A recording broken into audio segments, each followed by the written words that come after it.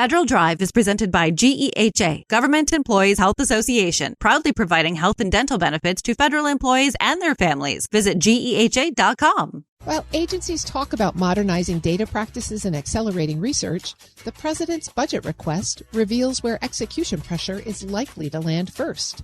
From FY27 funding priorities to what Artemis II showed about how complex missions really get done, we'll break down what matters most for agencies and contractors with Stephanie Kostro, president of the Professional Services Council. Stephanie, thanks so much for joining me today. As always, thanks for having me, Terry. You've had about a week or so now to look over the president's budget for 2027. As you've read through it, talk us through the highlights that you see from the Professional Services Council's perspective. So thanks for asking, Terry, and I will admit fully that I will dork out over the president's budget request to this time every year. It is one of those documents that we comb through within not only my current job working with contractors, but when I was at the Pentagon and certainly when I was on Capitol Hill, really trying to read the tea leaves here about what the president's priorities are, how he feels about certain programs, etc. One of the themes that we've identified here from the Professional Services Council is that this president's budget request, even though we as a community of contractors were put through the ringer a bit over the last 14 months, this PBR, the president's budget request, does reflect a real sense that the administration thinks contractors are an essential part of government relations, or government operations, rather. We think of the workforce to achieve federal missions as a combined federal workforce. And what I mean by that is that it stresses military personnel, civil servants, and contractor personnel. And this president's budget request really does look at the integral role that contractors will play in achieving federal missions. And so I was very heartened by that. There's some pretty clear realignment of resources. Some of those priorities come through loud and clear in places that get more money and places that get less. As you look at how those priorities are reflected in the funding lines, where do you see the biggest execution challenges? I know a lot of airtime has been spent on this $1.5 trillion figure for the Department of Defense/War, right? It is a huge number, and it represents a 56% increase over what the president requested for FY26. So that is a huge dollar figure. I will say, though, what is telling is that this budget request has in its base budget 1.15 trillion and then an additional 350 billion for reconciliation. And I think it's interesting that they're counting reconciliation money as well as the base budget request to get to that 1.5 trillion. It is a huge increase, and it remains to be seen how Congress will respond because this is quite an uptick for the Department of Defense. Well, Congress is beginning the appropriations oversight hearings this week.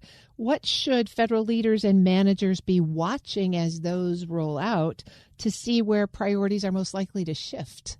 What a great question, because in concert with your last question, Terry, about what changes we've seen, I want to unpack just a couple of things with you. One is we at PSC look at the president's budget request for FY27 in comparison to his budget request for FY26. And so you may recall in FY26 when the budget request finally did come out, it was later in the cycle, which was understandable because the president had to get inaugurated. He had to look through, and his team had to look through all of the budget documents. And so we saw a decrease in some of the budget requests for FY26 to represent his priorities at the time. Congress did come back through the appropriations process and actually plus up a lot of those accounts. And so, if the president requested, I'll give you an example, $43.5 billion for housing and urban development, but Congress eventually appropriated more than $84 billion for housing and urban development. And so we look at what the president just requested for 27 and compare it to what he had requested in 26. Then we also add in what Congress had decided to do. So I want to run through a few numbers with you, and I hate doing public math, but I'm going to try to do this the best that I can.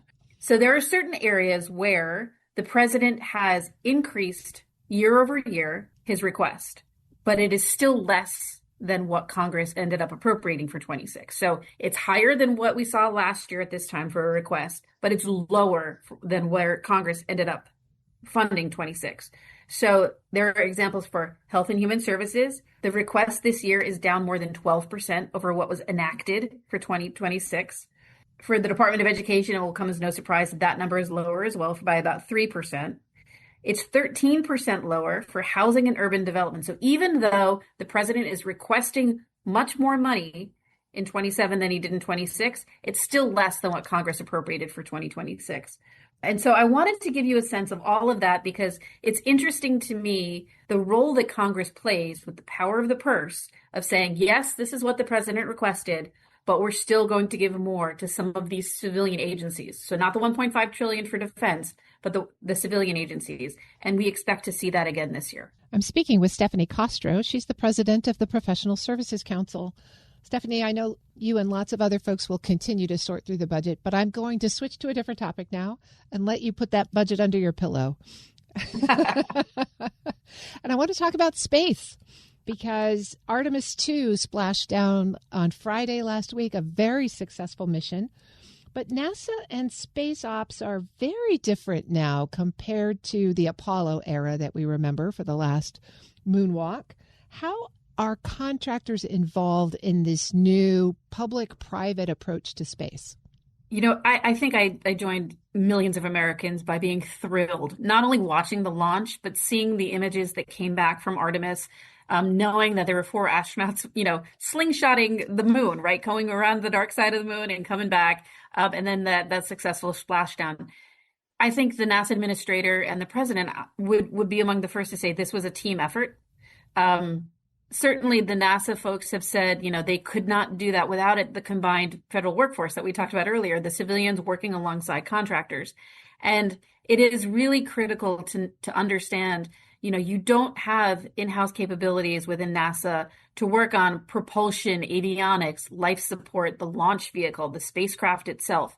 And so those things were delivered by the contractor community under contract. And so I'm glad that you said something about Apollo. I, of course, am a child who, in my 6th grade class, watched what happened with the Challenger disaster. And so my heart is in my throat every time I watch folks get launched into space. And I think that's probably true of a lot of the contractors who are currently of my generation and younger, looking at what they can contribute. So I want to give you a couple of examples of how contractors specifically for Artemis contributed here. And one was Boeing. They built the Space Launch System core stage. Lockheed Martin designed, built, and integrated the Orion crew vehicle. We've also been talking to Amazon Web Services. NASA used them as a primary compute platform. And the 4K images and the video that came back from Orion were sent over the AWS network. So I just want to highlight that there are some really critical pieces that enabled this mission, and I'm so proud to call this contractor community my own. Well, we think about Artemis III. It's more than a year away, the next iteration of the moon mission. What changes might you be expecting in that NASA contractor community relationship between now and then? What a fantastic question, particularly because we just went over the president's budget request, right? Which I will highlight for NASA is exactly the same as what he requested last year, 18.8. And so we didn't see growth in that budget for FY27.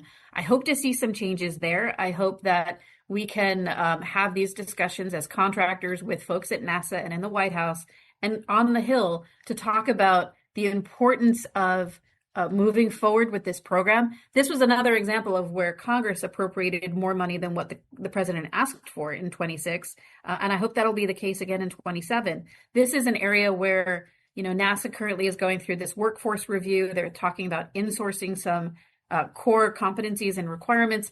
And I do hope that as we move forward, the centers, whether it's Goddard or others, and folks here at headquarters in NASA really talk to the contractors about what's in the art of the possible, what can be accelerated, what can be done more cost effectively, but still retaining the key elements that are required for a successful mission. I have a lot of faith in this group, and I think we're going to see good things and great things ahead.